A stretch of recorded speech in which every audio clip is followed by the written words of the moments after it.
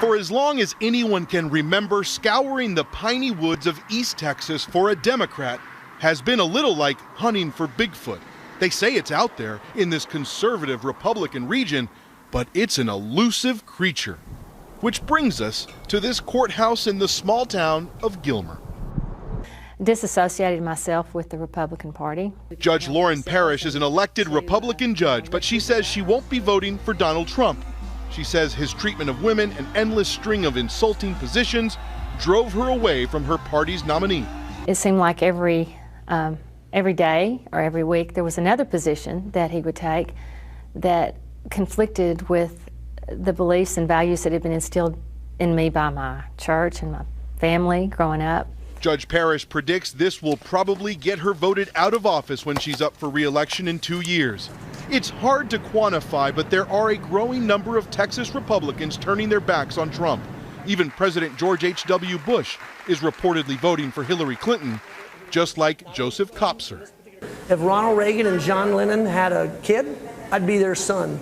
At a taco joint in Houston, Kopser shared how a self-described Reagan Republican, West Point graduate Army veteran who served in Iraq turned high-tech entrepreneur sees Trump as a dangerous choice. Donald Trump is not who he appears to be. Donald Trump is a great entertainer. Donald Trump is a great showman, if you will. But Donald Trump doesn't really represent the views of so many millions of Americans. 4 years ago, Mitt Romney beat President Obama by 16 points here in Texas. In 2008, John McCain beat Obama by 11 points. It's not supposed to be close here.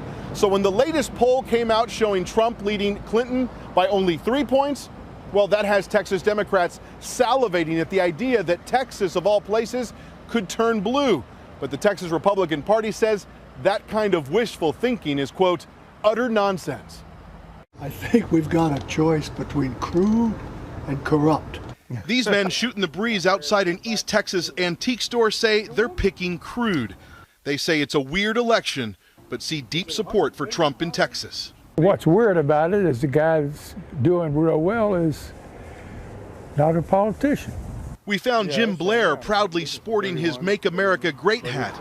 Even though polls show a close race in Texas, he predicts a Trump landslide on Election Day. I think there's a lot of people not telling you what they truly think and where they're going to vote or how they're going to vote. For some reason, they're afraid to tell it.